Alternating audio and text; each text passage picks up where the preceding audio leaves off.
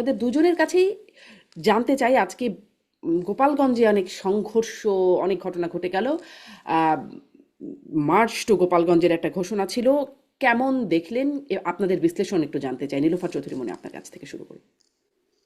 ধন্যবাদ আপনাকে। যারা শুনছেন সবাইকে শুভেচ্ছা এবং আমার সহ আলোচককে শুভেচ্ছা। মার্চ টু গোপালগঞ্জ, আমি অত্যন্ত দুঃখ ভরাক্রান্ত হৃদয় আজকে এই এমন একটা দিনে এমন ঘটনা ঘটবে 1 বছর ঘুরে আসতে না আসতে, এটা আমরা চিন্তাও করি নাই। তবে প্রত্যেকটা ক্ষেত্রে আমি মনে করি যে একটা হিসেব থাকা উচিত। আমার কতটুকু যাওয়া উচিত, কতটুকু যাওয়া উচিত না, আমার কি করা উচিত, কি করা উচিত না। প্রত্যেকটা রাজনীতিবিদদের যদি অতীত থেকে শিক্ষা নেওয়া হতো, তাহলে এই ঘটনাগুলো হতে আমরা নিস্তার পেতাম বা আমরা অ্যাভয়েড করতে পারতাম। আমি বলবো এই জায়গাটায় আহ চরম বিজয়ের পরে কিন্তু যেটা অপেক্ষা করে সেটার নাম পতন। সে যে যাদেরই হোক, আমি আগে আওয়ামী লীগকেও এই কথাগুলো বলতাম, ঠিক আজকেও এই একই কথা আমি দিয়ে শুরু করতে চাই যে আওয়ামী লীগ সারা বাংলাদেশে থেকে বিতাড়িত হয় নাই। কিছু আওয়ামী লীগ পালিয়ে যেতে পেরেছে বা সুযোগ দেওয়া হয়েছে সরকারের পক্ষ থেকে বা যে কোনো ভাবেই হোক, কিন্তু আওয়ামী লীগ কিন্তু সারা বাংলাদেশে আছে ছড়িয়ে ছিটিয়ে যেভাবে ছিল। হয়তো এক এলাকার আওয়ামী লীগ আরেক এলাকায় গিয়েছে এবং ম্যাক্সিমাম এলাকার আওয়ামী লীগ গিয়ে গোপালগঞ্জ গিয়ে ঠাঁই নিয়েছে। এটা জানার জন্য রকেট সায়েন্স পড়তে হয় না, এটা বোঝা যায়। এবং কিছুদিন আগে আপনার মনে আছে স্বেচ্ছাসেবক দলের যখন জিলানি, যে কিনা গোপালগঞ্জের ছেলে এবং ওখানে নির্বাচন করে, আওয়ামী লীগের সাথে শেখ হাসিনার সাথে নির্বাচনে লড়াই করে, সে যখন তার বহন নিয়ে যাচ্ছিল তখন যেভাবে ওখানে মারপিট হলো। স্বেচ্ছাসেবক দল কিন্তু অনেক মার খেয়েছে, কিন্তু তারপরেও কিন্তু তারা যুদ্ধ থেকে কিন্তু পিছু হটে নাই, যে পালিয়ে আসে নাই, মোকাবেলা করার চেষ্টা করেছে এবং মার খেয়েছে। ওইখান থেকে শিক্ষা নেওয়ার দরকার ছিল। যারা এইভাবে একটা দিন একটা গণতন্ত্র উদ্ধার হয়েছে, গণতন্ত্র উদ্ধার হয় নাই, গণতন্ত্রের পথে যাওয়ার জন্য যে সময়টা একটা স্বৈরাচার মুক্ত হয়েছে বাংলাদেশ, সেটাকে কেন্দ্র করে এখনো ইলেকশন হয় নাই, ইলেক্টেড কোনো গভর্নমেন্ট নাই, সরকারের কোনো নিরবিচ্ছিন্ন ভূমিকা, কোনো আপনার শৃঙ্খলা বোধ নাই, সরকার এখানে আওয়ামী লীগকে আইনের আওতায় আনতে পারে নাই। আওয়ামী লীগ কি করেছে, আওয়ামী লীগের টাকা পয়সা যে ইলিগাল মানিগুলা সেগুলা সরকার সিজ করতে পারে নাই, ক্রোক করতে পারে নাই, কিছুই করতে পারে নাই। সেইখানে যদি এই অবস্থায় যদি যায়, আপনি যত বড় স্বাধীন বড় কিছু হন না কেন, আমার এলাকায় কিন্তু আপনি জিরো।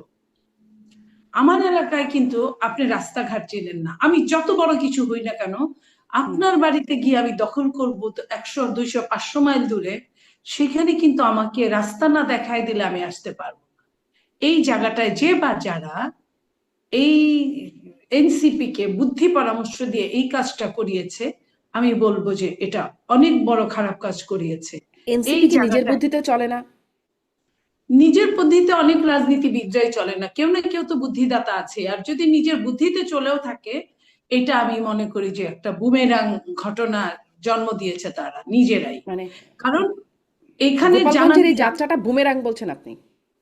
আমি বলছি এই কারণে যে ওখানের অবস্থা না জেনে কতটুকু পানি আছে হুম, হুম, আপনি না জেনে ঝাঁপ দিবেন, এটা তো ঠিক না। একদম পানির স্পষ্ট।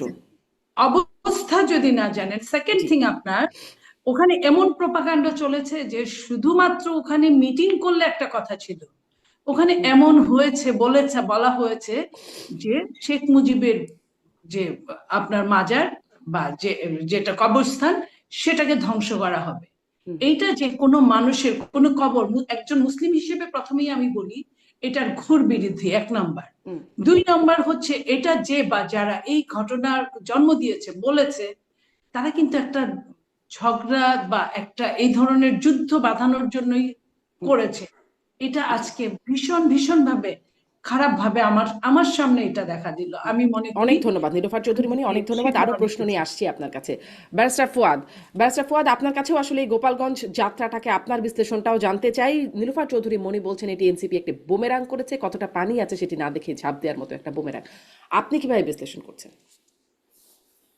ধন্যবাদ। প্রথম কথা হচ্ছে যে পদযাত্রা তো আসলে চলমান, তাদের মার্চ, রোড মার্চ যেটা তারা করে যাচ্ছে, তারা ইতিমধ্যে 30টা জেলাতে রোড মার্চ করেছে।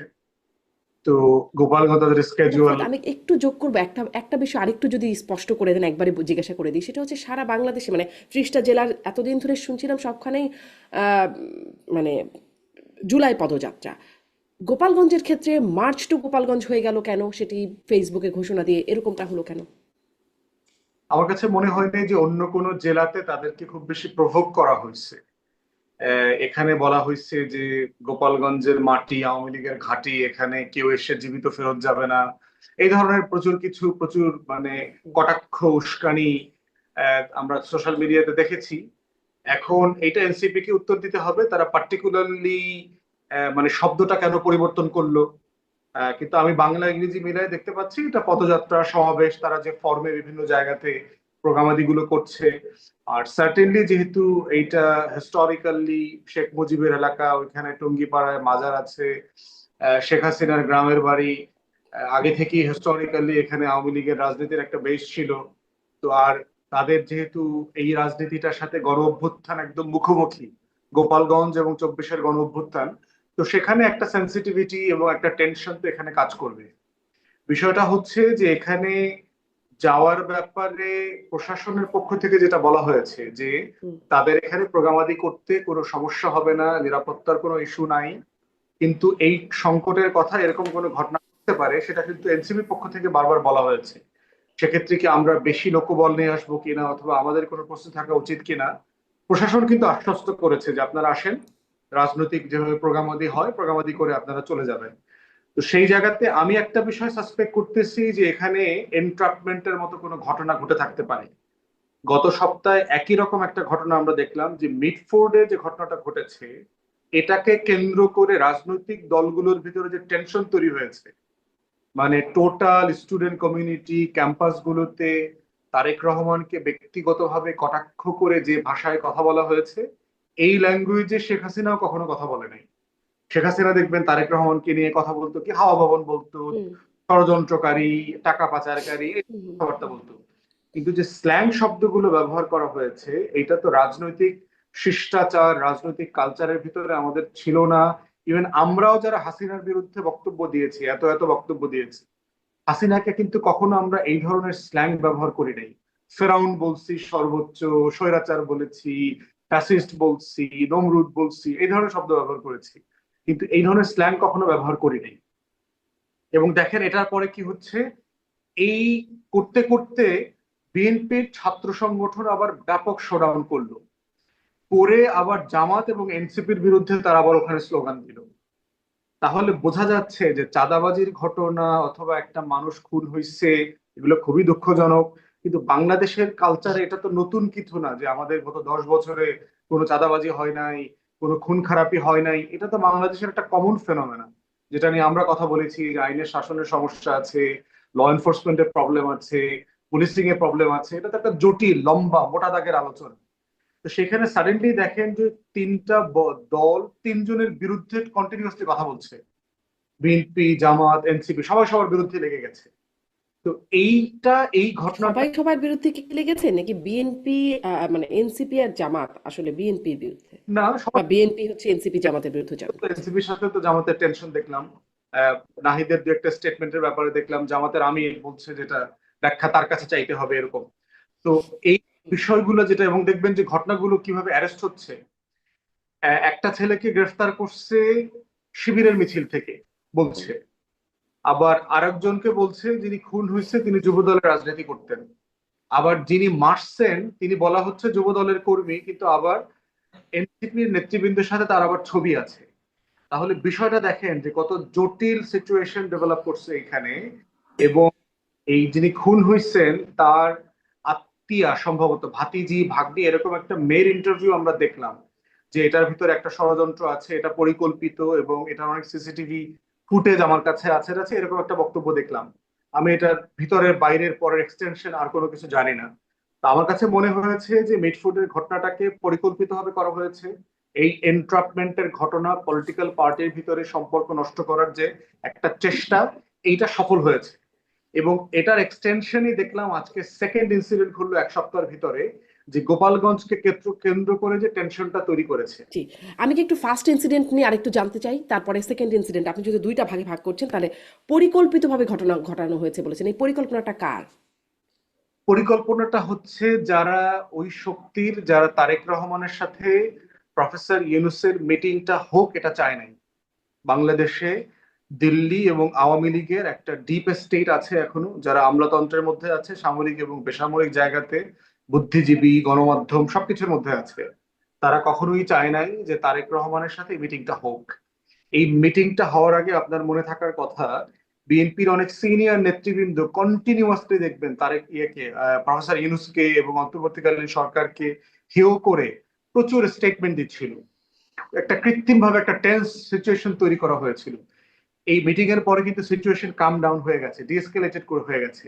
বিএনপি নেতৃবৃন্দ দেখেন এখন টোটালি কিন্তু কোঅপারেট করছে, খুবই ভদ্র ল্যাঙ্গুয়েজে স্টেটমেন্টে কথা বলছে। সরকারের বিরুদ্ধে কোনো বক্তব্য নাই, কোনো সভা সেমিনারে কোনো কথাবার্তা হচ্ছে না, টকশোতে কথা হচ্ছে না বিএনপির পক্ষ থেকে।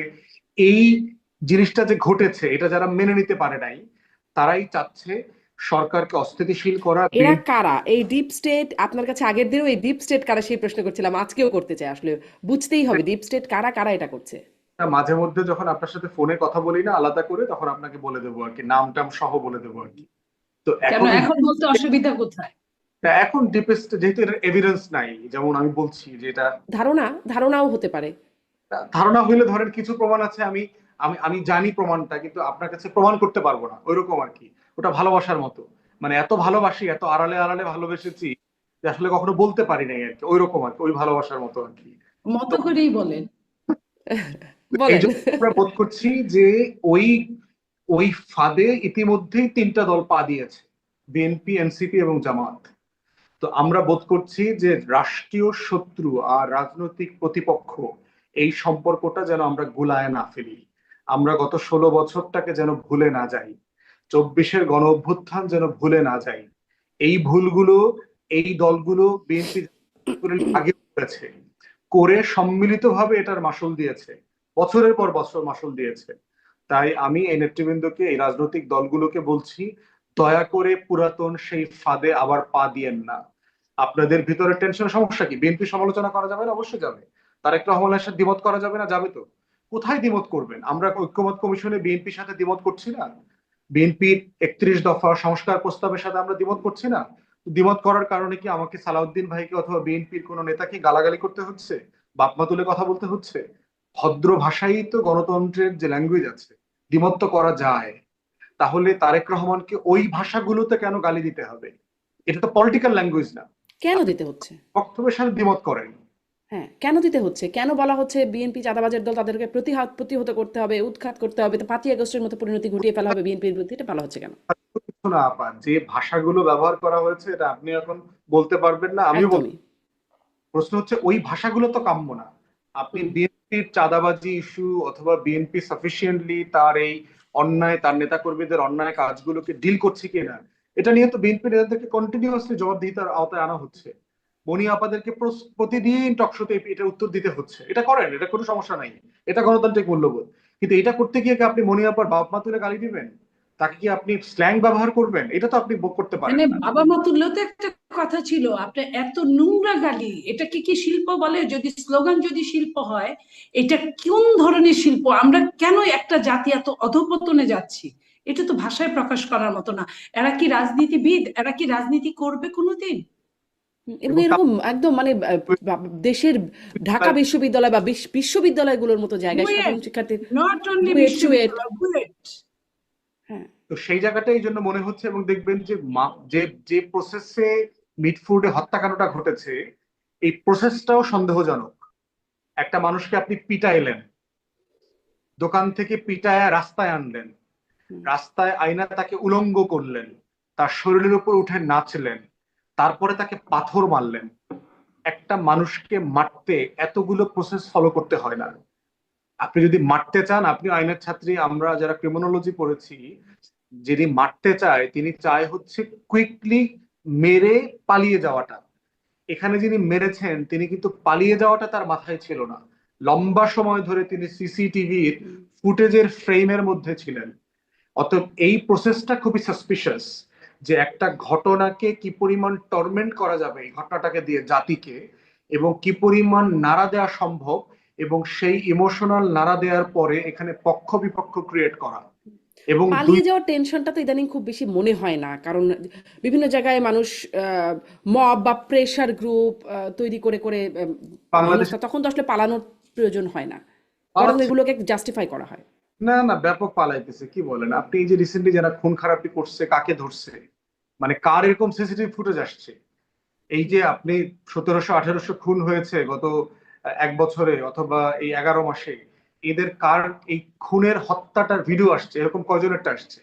আচ্ছা, সব তো আর খুন না, ধরেন রাস্তায় পিটানো হচ্ছে, সেটির ভিডিও তৈরি চলে আসছে, কাকে ধরা হচ্ছে, আর তখন আশপাশে মানুষজন থাকছে, আইন শৃঙ্খলা বাহিনীর সদস্যরা থাকছে, কিছু হচ্ছে না, বা জুতার মালা দেওয়া হচ্ছে, বা বাড়ি ঘরে আক্রমণ করা হচ্ছে, এটা আবার যারা করছে তারাও ভিডিও করছে। খুব মানে কিছু কিছু ঘটনার অবশ্য ব্যবস্থা পরবর্তীতে নেওয়া হয়েছে, কিন্তু কোনো সন্দেহ নাই আপা, কিন্তু এই ঘটনার ব্রুটালিটি আপনি অন্য ঘটনাগুলোর সাথে কম্পেয়ার করতে পারবেন না। এটা আপনি মানে বিষয়টা কিরকম, একবার থাপ্পড় মেরে দেখলাম কিছু হয় না, পরের বার একটা দিলাম, আর একটু বাড়ালাম, কিছু যখন হয় না তখন একটা সাহস হয়ে যাচ্ছে যে আমি আরো করতে পারি এগুলো।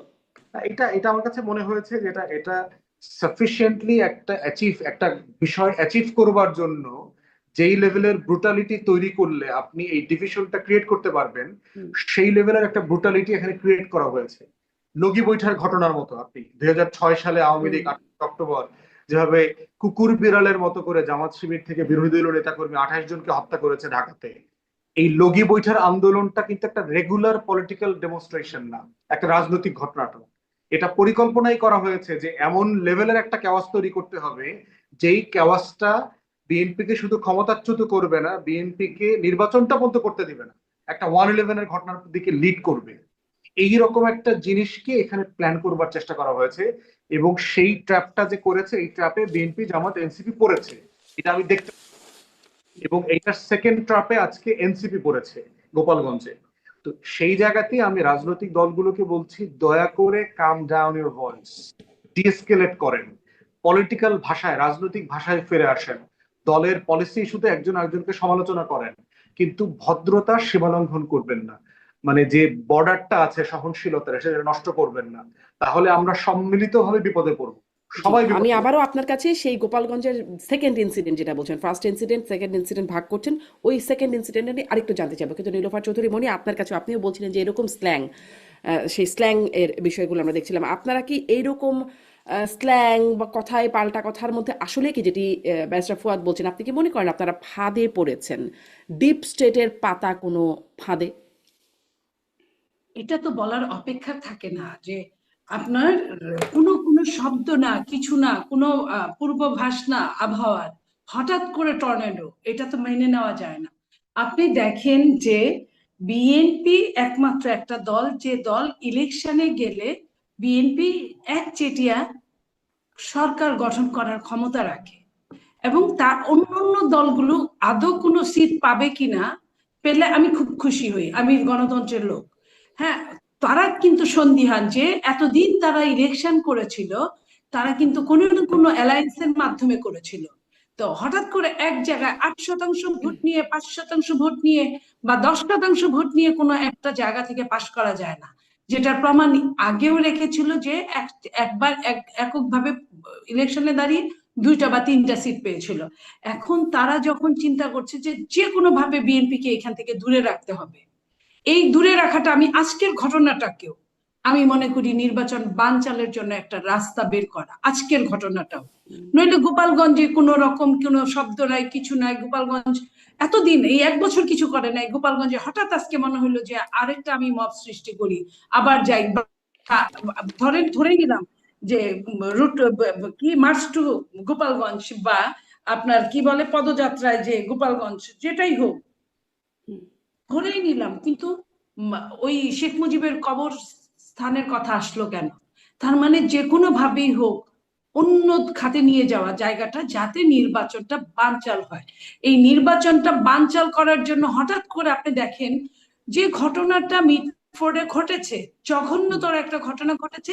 হ্যাঁ, আমি স্বীকার করলাম যুব দলের যুব দলে তারা করতো, কিন্তু এইখানে কিন্তু তারা কিন্তু আগে একসাথে ব্যবসা করত, এটাও আপনারা জানেন। তাদের মধ্যে ব্যবসায়িক দ্বন্দ্ব ছিল, তাদের মধ্যে ভাগাভাগির দ্বন্দ্ব ছিল। এইখানে কিন্তু দল কিছু না, এইখানে কিন্তু দলের কোনো কথা না। দুজন মানুষ কিন্তু, সাধারণ মানুষও কিন্তু ব্যবসা বাণিজ্য নিয়ে কোনো ঝগড়াঝাটি করতে পারে, কিংবা চাঁদাবাজি নিয়েও করতে পারে। আপনি দেখেন কোন দল চাঁদাবাজি করে না?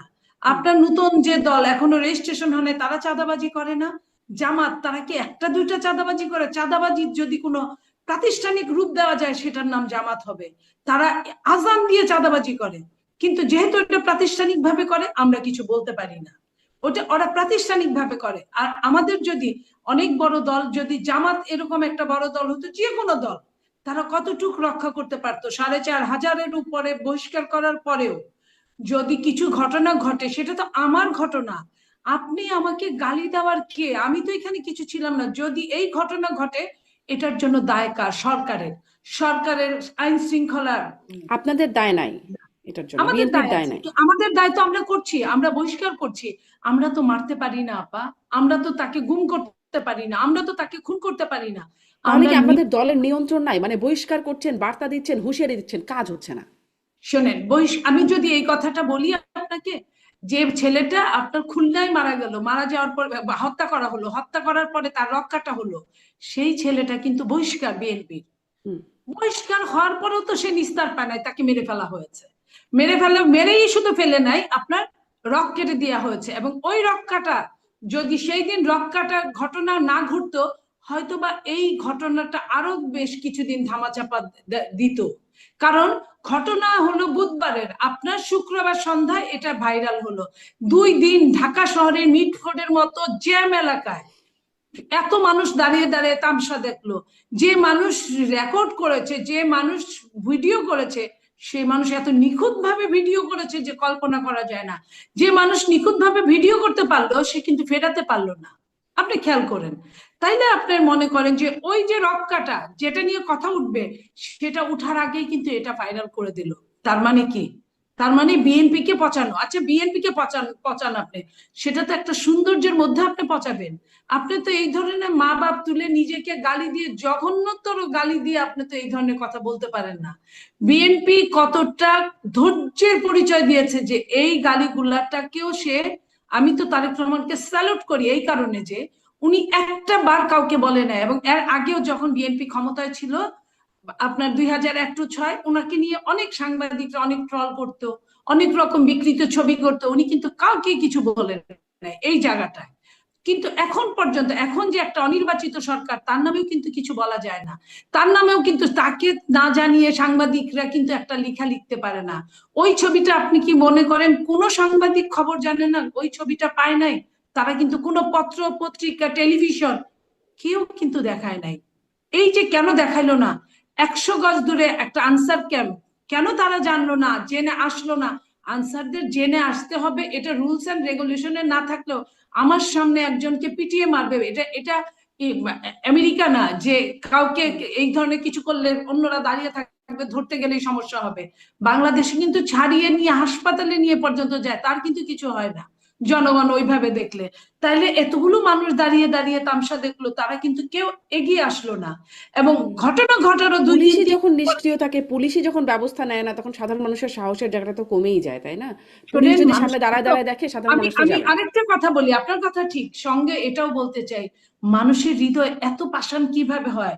মানুষের হৃদয় এত জঘন্যতর নিম্নগামী কিভাবে হয় যে দাঁড়িয়ে দাঁড়িয়ে, আমি হলে তামসা দেখতাম না, চলে যেতাম। কারণ ওটা দেখা এত বিভৎস যে ওটা ছবিতেই আমরা সহ্য করতে পারছি না। তাহলে যারা সামনে দাঁড়িয়ে থাকে দেখলো, তারা দেখলো অথচ কিছু বললো না, আচ্ছা তারা ভয় পায়। তাহলে তারা ভয় যদি পায়, ভয়ার্থ জিনিসটাকে, আমরা একটা সিনেমাতে ভয়ার্থ জিনিস দেখে আমরা ঘুমাতে পারি না, তারা কিভাবে এটা সহ্য করে, তারা এখনো দিব্যি ভালো আছে, সুস্থ আছে? এটা কিভাবে সম্ভব? আর এটার জন্য খুদ বুয়েটের মিছিল যেটা বের হয়েছিল, সেখান থেকে বাজে কথা বলা শুরু হয়েছে।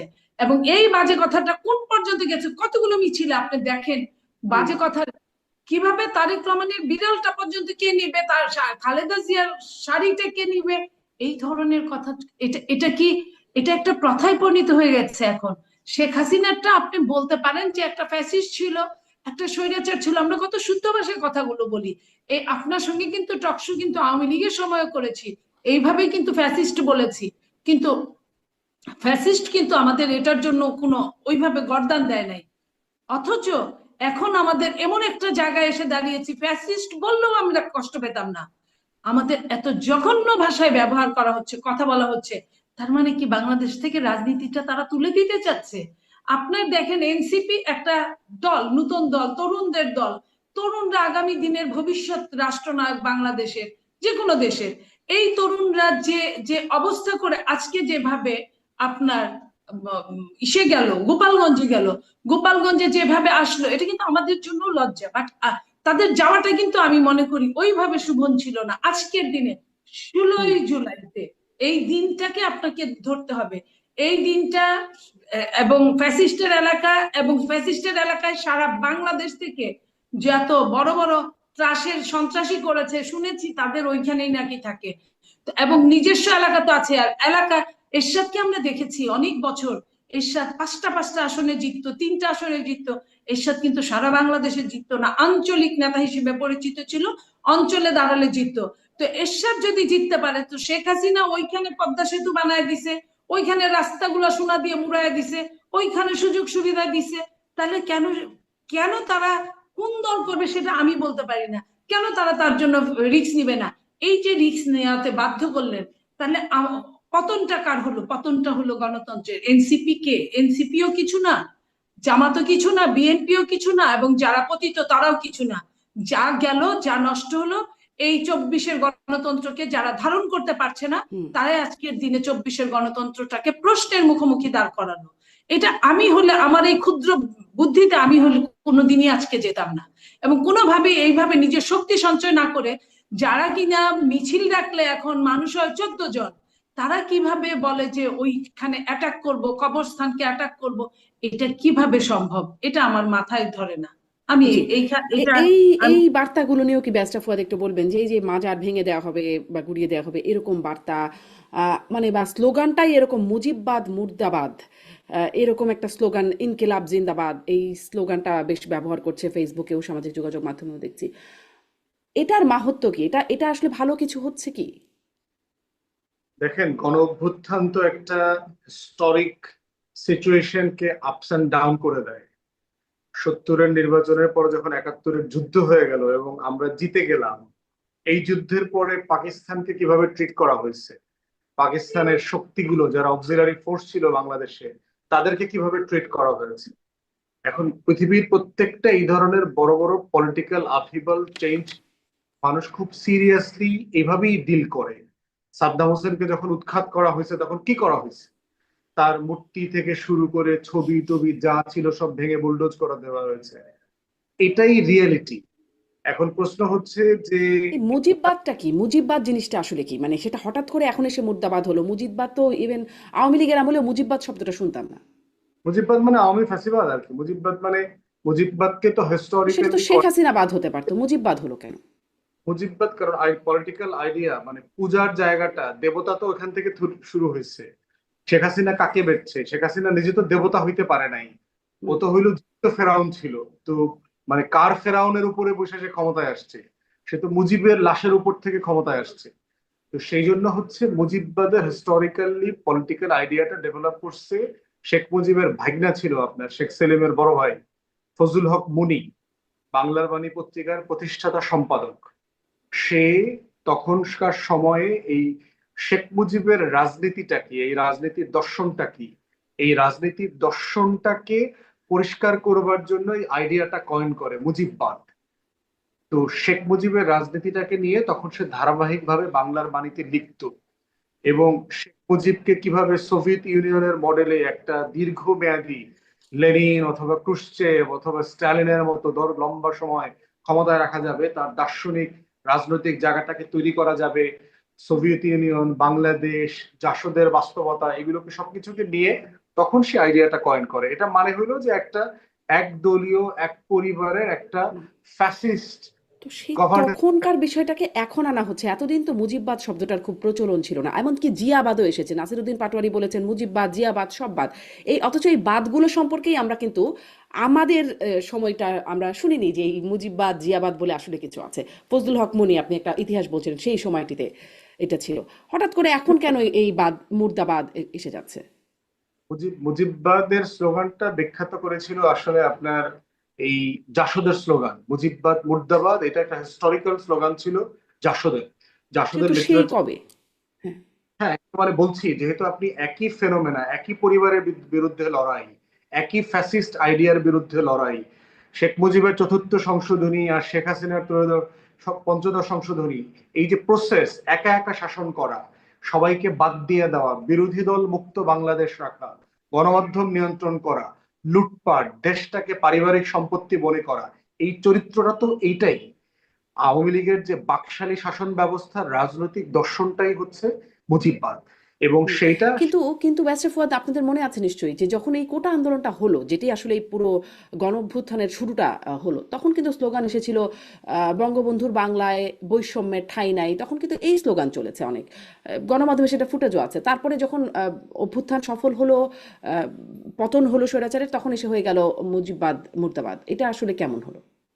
ওইটা হলো একটা ফ্যাসিস্ট রেজিমের সময় টিকে থেকে স্লোগানটা দেওয়া, বেঁচে থেকে একটা বাস্তবতার ভিতরে সবাই বাস করেছে। তখন সেই আন্দোলনটা তো সেই লেভেলে যায় নাই। সাধারণ স্টুডেন্টদের একটা দাবি দেওয়া ছিল আর কি।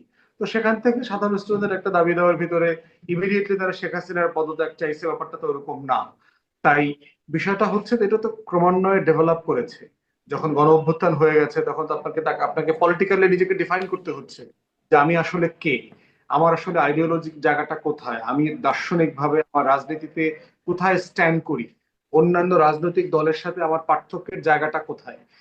দল যখন হিসাবে সে ঘোষিত হইল ফেব্রুয়ারিতে, তখন তাকে তো এই অবস্থানগুলো পরিষ্কার করতে হচ্ছে যে আমার রাজনীতিটা কি। এবং সেটাই দেখবেন যে এনসিপি নেতৃবৃন্দরা এখন বিভিন্ন মিটিং এ তারা তাদের রাজনীতিটা পরিষ্কার করবার চেষ্টা করতেছে, তারা আসলে কি, তারা আওয়ামী লীগ থেকে কোথায় ভিন্ন, তারা বিএনপি থেকে। তাহলে এতদিন তারা, মানে এতদিন যারা এই স্লোগানটা দিয়েছিল বা তাদের মধ্যে যারা ছিলেন, যারা আসলে শেখ মুজিবের স্তুতি বাক্য মানে উচ্চারণ করতেন, তারা কি প্রতারণা করতেন, মিথ্যা বলতেন, নাকি এখন এসে প্রতারণা করছেন বা মিথ্যা বলছেন? কিন্তু সবাই দেয় নাই, বিষয়টা হচ্ছে যে সকল ছাত্ররা দিয়েছে, ব্যাপারটা এরকম না। যেটা হয়েছে যে আপনার তখন যে ভয়ের সংস্কৃতির ভিতরে মানে সবাই বাস হাসনাত করে, আব্দুল্লাহ, সার্জিস আলম, তারাও দিয়েছেন। তাদের ফেসবুক পোস্ট ঘাটলে পুরনো দেখবেন। তারা তো পলিটিক্যাল জাতির পিতা, পার্টি। অনেক আবেগী বক্তব্য। সার্জিস তো নিজেও একসময় ছাত্রলীগের রাজনীতির সাথে ইনভলভ ছিল। বাট সিচুয়েশনটা হচ্ছে যে বাস্তবতাটা হস্টাইল হয়েছে তো গ্রাজুয়ালি। হাসিনার উপরে এই ঢাকা বিশ্ববিদ্যালয়ের ছেলেমেয়েরা স্লোগান দিয়েছে না যে তুমি কে আমি কে রাজাকার রাজাকার, হুম হুম হুম। প্রথম। কিন্তু আপনি যখন 15 তারিখে মেয়েদেরকে পিটাইলেন, তারপরে হচ্ছে 16 তারিখে আবু সাইদ খুন হয়েছে, সিচুয়েশনটা তো একটা গ্রাফ আছে। প্রথম দিনই তো আপনার সাথে হুম সম্পর্কটা অবনতি হুম হুম। এটা অবনতি হইতে হইতে যেটা হয়েছে, সিচুয়েশনটা হস্টাইল হয়ে গেছে, মুখোমুখি হয়ে গেছে। মুখোমুখি হওয়ার পরে তো সংসারটা ভেঙে গেছে। হুম। আলাদা হয়ে যাওয়ার পরে এখন নিজেকে নতুন করে ডিফাইন করতে হচ্ছে যে আমি আসলে কে। তো এই কে এর জায়গা থেকে কিন্তু আপনার শেখ মুজিব তখনও যা ছিলেন এখনো তা আছেন। তিনি মারা গেছেন বহু আগে। মানে তাকে এসে কেন এখন মুজিববাদ, এই শেখ মুজিব তখনও তার ওই সংশোধনী ছিল, তখনও তার ভূমিকাগুলো জীবিত ছিল যখন আসলে স্তুতি বাক্য পাঠ করা হতো। মুজিববাদ তো এক জিনিস না। তারা তো শেখ মুজিবের বিরুদ্ধে কিছু বলছে না, মুজিববাদ বলছে, ডক্ট্রিন। যেমন মার্কস এবং মার্কসিজম দুটা এক জিনিস না। হুম। তো সেই জায়গায় হচ্ছে না, মুজিববাদ বলছে তো। বলতে বঙ্গবন্ধুর বাড়ি ভেঙে দেওয়ার কথা বা মাজার ভেঙে দেওয়ার কথা বলা হচ্ছে না? আওয়ামী ফ্যাসিবাদের একটা ডক্ট্রিন আকারে বলা হচ্ছে মুজিববাদ। বাকশালকে বোঝানো হচ্ছে একটা হুম। অথরিটেরিয়ান, শেখ পরিবারের একদলীয় রাজত্ব, এক পরিবারের রাজত্ব। শেখ মুজিব তো একটা ব্যক্তি, হিস্টোরিক্যালি তার অবদান, ভুল ত্রুটি সবকিছুই হলো ফ্যাক্ট, এটাকে তো অস্বীকার করা যাবে না। হুম। কিন্তু মুজিববাদ একটা দার্শনিক জায়গা থেকে বলা হচ্ছে, একটা ডক্ট্রিন আকারে বলা হচ্ছে। জি, আমি একটু নীলুফার চৌধুরী আপনার কাছ থেকে এই বিষয়ে শুনতে চাই। মুজিববাদ ডক্ট্রিন, এখন মুজিববাদ মুর্দাবাদ। এক সময় ছিল বঙ্গবন্ধুর বাংলায় বৈষম্যের ঠাঁই নাই, আরো অনেক কিছু ছিল, আপনারাও শুনেছেন। এখন মুজিববাদ মুর্দাবাদ। ব্যারিস্টার ফুয়াদ যেটি বলছেন, ক্রমান্বয়ে আসলে সংসারটা তো এক সময় ছিল, এখন ক্রমান্বয়ে সেটি ভেঙে যাচ্ছে। বিএনপির সাথেও কি সংসার ভাঙার প্রক্রিয়া চলছে কিনা? জিয়াবাদ, সেটিও এখন বাদ দিয়ে দেওয়ার কথা বলা হচ্ছে। এবং সে মানে জিয়াউর রহমানের ছবিও পড়ানো হচ্ছে, পাড়ানো হচ্ছে, এই বিষয়গুলো হচ্ছে আপনি এখন। আপনি আপনাদের সাথেও দেখেন, ক্রমান্বয়ে সংসার ভাঙছে। আপনি একটা জিনিস দেখেন, গতকালকে পরশুদিন একটা মিছিলে স্লোগান এমন আসছে, যে পথে গেছে হাসিনা সেই পথে যাবে তারেক রহমান, এরকম টাইপের।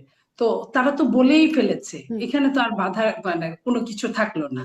আর জিয়াবাদ মুজিববাদ বলতে ফুয়াদ সাহেব যা বুঝাইছেন ওটা উচ্চ উচ্চ মার্গের, বাট যা ছাত্ররা যা বুঝাইছেন জিয়াবাদ এই মুজিববাদ, সেটা কিন্তু নেগেটিভ সেন্সে বুঝিয়েছেন, যে এইসবের কোনো ঠাঁই নাই। এই যে মুজিবের কথা বললে, এতদিন তো মুজিব বলছে, তারপরে এখন জিয়া ধরে টানছে। এবং শহীদ প্রেসিডেন্ট জিয়াউর রহমানের ছবিতে যারা পা দিয়ে মারায়, আমরা কিন্তু অত জিয়াউর রহমানকে সারাদিন জিয়াউর রহমান জিয়াউর রহমান করি না, যতটা হুম। শেখ হাসিনা শেখ মুজিবকে নিয়ে যতটা মানে জ্বরে ভুগতেন। তো আমরা তো এটা করি না, জিয়াউর রহমানের যে অবদান সেটুকুই আমরা সুন্দর করে তুলে ধরতে পারি না।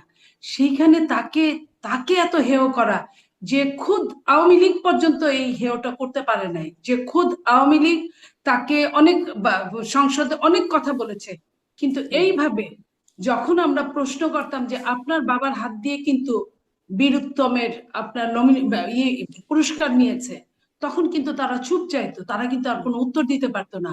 যখন আমরা ডক্টর ওয়াজেদের বইয়ের কথা বলে বা রফিক মেজর রফিকের বইয়ের কথা উদ্ধৃতি দিয়ে বলতাম যে তারা বলেছে যে আমি মেজর জিয়া বলছি, এই যে স্বাধীনতার ঘোষণা দিল তাদের বইতে লিখা, তখন কিন্তু আওয়ামী লীগ এটা নিয়ে কথা বলে না, অন্যভাবে কাটিয়ে গেছে। বাট এখন যে জিনিসটা করছে এখনকার আজকের প্রজন্ম, যেভাবে পা দিয়ে দলিয়ে মাথিয়ে হুলস্থুল বাঁধিয়ে দিচ্ছে এবং এত জঘন্য জঘন্য কথা বলছে, রাজনীতি না করলে যা হয়, রাজনীতির অভিজ্ঞতা না থাকলে যা হয়। আমাকে এক সময়ের স্বরাষ্ট্রমন্ত্রী মতিন চৌধুরী বলছিলেন, মনি, পৃথিবীতে সবকিছু কেনাবেচা করা যায় একমাত্র অভিজ্ঞতা ছাড়া। তাদের কিন্তু বুদ্ধি আছে, বয়স আছে, শিক্ষার মোটামুটি আছে, কিন্তু তাদের অভিজ্ঞতা নাই। যে অভিজ্ঞতা ছাত্র রাজনীতি করার কথা, সে অভিজ্ঞতা নিয়ে তারা মূল দলের একদম লাস্ট ফিনিশিং রাজনীতি করতে গেছে। তো তারা তো ছাত্রদের মতো কথা বলবে এবং অসংলগ্ন কথা বলছে। ছাত্ররাও কিন্তু এই ধরনের, আমি ছাত্র দল ছাত্রলীগ, আমি জঘন্যভাবে চিন্তা করতাম ছাত্রলীগকে, কিন্তু আমি এত নোংরা এত অধপতিত স্লোগান আমি কোনোদিন দেখিনি। আমি নীলুফার চৌধুরী মনি, একটা সময় আমি আপনার 90-এর গণ অভ্যুত্থানে আমার ভালো লাগতো বামরা ঢাকা বিশ্ববিদ্যালয়ের এবং বিভিন্ন বইয়ের থেকে শুরু করে ওখানে মেডিকেল, ঢাকা মেডিকেল থেকে শুরু করে সব জায়গা চিকা মারতো, কিন্তু বামরাই বেশি এবং এত সুন্দর সুন্দর কথা লিখতো। আমি রিক্সা ভাড়া করে রিক্সায় বসে বসে আমি ওই চিকাগুলো আমি খাতায় তুলতাম। আমি সেই দিন সেই সময়ের আমি এইটাকে স্লোগানকে আমি একটা উন্নত মানের শিল্প মনে করি। সেই উন্নত মানের শিল্প যখন এত পদদলিত হয়েছে, এত নোংরা ভাষণে চলে গেছে, আমি আর মনে করি না বাংলাদেশে কোনো গণতন্ত্র তো দূরের কথা, কোনো তন্ত্র আছে কিনা আমি এটাই জানি না। এইখানে মবের রাজত্ব চলছে। মবের রাজত্বই যদি না চলতো, যে কথাটা কিছুক্ষণ আগে হলো, আপনি দেখেন পুলিশের নথি থেকে জানা যায় সেপ্টেম্বর 24 থেকে জুন 25 এই 10 মাসে খুন হয়েছে 3554টি, নারী ও শিশু নির্যাতন হয়েছে 12,726টি, ধর্ষণ হয়েছে 4,105টি, অপহরণ হয়েছে 819টি, চোরাচালান হয়েছে 1730টি, দস্যুতা হয়েছে 1526টি, মাদকের অ্যারেস্ট হয়েছে 38,176টি, চুরি হয়েছে 7,310টি, ডাকাতি হয়েছে 610টি, দাঙ্গা হয়েছে 97টি। এখন আমার কথা হচ্ছে, এই যে 150-200 যে মবের কথা বলে যে বিএনপিতে এত লোক মারা গেছে, আভ্যন্তরীণ কুন্দলে অমুকের এত লোক মারা গেছে, 3,554, এটা শুধু পুলিশের খাতায়। পুলিশের খাতার বাইরেও কিন্তু অনেক ঝগড়া হয়, অনেক কিছু হয়, অনেক চোরাচালান হয়, যেটা পুলিশ পর্যন্ত যায় না। তার মানে অন্যভাবে কত বেশি হতে পারে আপনি চিন্তা করেন। তো এই যে 3,500-এর উপরে যে খুন হয়েছে, এই খুনের জবাব কে দিবে? শেখ হাসিনার সময় যদি গুম খুন এইসব নিয়ে, ধর্ষণ নিয়ে এত কথা বলতে পারি এবং যে কারণে তার পালিয়ে যেতে তাকে বাধ্য হতে হয়েছে, তাহলে আজকে যে একটা অনির্বাচিত সরকার, একটা নিরপেক্ষ সরকার, আমি অনির্বাচিত হলেও বলবো যে সবগুলো পলিটিক্যাল পার্টির কিন্তু এখানে সায় ছিল। সায় না থাকলেও আপনার বিরোধিতা ছিল না এই সরকারকে নিয়ে, তাহলে সেই সরকার কেন পারলো না? আজকে দেখেন স্বরাষ্ট্র উপদেষ্টা দিব্যি আছে, এত বড় ঘটনা ঘটে গেল আপনার গোপালগঞ্জে, স্বরাষ্ট্র উপদেষ্টার চাকরি থাকে কিভাবে? সে কেন এই জিনিসটা, এটা তো বলে কয়েক ঘটনা, সে কেন আরো সকাল থেকে এটা করতে পারে নাই? আর্মি কেন কোনো রকমের কোনো ব্যবস্থা না করেছে? যে আর্মিদেরকে এত গালি দিল এই ছেলেরা, এত কিছু বলল, আজকে যদি তারা না থাকতো, আমি বলবো যে গুলি হয় নাই ঠিক আছে, তারা কি চলে আসতে পারতো? এই যে আপনার কি বলে গাড়ির মধ্যে এই যে কামানের নিচে বসে বসে তাদের লুকায় যে নিয়ে আসলো, কারা নিয়ে আসছে? এই সেনাবাহিনীরাই তো নিয়ে আসলো। তাইলে একটা জায়গায় আমি আমি নদীতে বাস করে আমি কুমিরের সাথে যুদ্ধ করে কতক্ষণ টিকে থাকবো? আমার তো সবাইকে লাগবে, কুমিরকেও লাগবে, মাছকেও লাগবে। তো আমি আমি কেন এই যে জিনিসগুলো করবো? অথচ যার দায়িত্ব, সরকারের দায়িত্ব যে কোনো মার্ডার হলে তার তার জবাবদিহি করা। যদি ঢাকা বিশ্ববিদ্যালয়ে আমি যদি আজকে মিটফোর্ডের মার্ডারটাকে যদি আমরা যদি বিভৎস বলি, তাহলে ঢাকা বিশ্ববিদ্যালয়ের এই দেশ বলে যে স্বাধীন হয়েছিল, গণ অভ্যুত্থানের পরে ঢাকা বিশ্ববিদ্যালয়ের যে প্রতিবন্ধী ছেলেটাকে খাইয়ে খাইয়ে সারা রাত ব্যাপী মেরে মেরে তাকে যে মৃত্যু নিশ্চিত করলো, এটা কত বড়! এর চেয়েও কি জঘন্যতর ছিল না? কারণ এর চেয়ে এই জন্য বেশি ছিল যে ওইটা সারা রাত ব্যাপী তাকে মারা হয়েছে, আর এটা কিন্তু মাথায় রক্ত উঠেছে, আমি মেরেছি, মেরে আমি উপরে নৃত্য করেছি, কিংবা আমি পাথর পেয়েছি, মরা মানুষের উপর আমি পাথর দিয়ে আবার তেতলে দিয়েছি। এটা হলো সেই ঘটনা। কিন্তু ঢাকা বিশ্ববিদ্যালয়ের ওই বিচারটা যদি ঠিক মতো সরকার করতে পারতো, তাহলে এই পর্যন্ত কিন্তু যায় না। যদি কিছু বিচারকে যদি সামনে এনে, যেটা আসিয়া ধর্ষণের পরে যে মারা গেল, তখন সরকারের আপনার উপদেষ্টারা বলেছিল গিয়ে যে 30 দিন, 60 দিন বা 90 দিনের মধ্যে এই বিচার হবে। সেই বিচারটা কি, আইন উপদেষ্টা বলার পরও সেই বিচারটা কি এখনো চাক্ষুষ বিচারটা হয়েছে? হয় নাই এখনো। 90 দিনের কিন্তু অনেক বেশি সময় চলে গিয়েছে।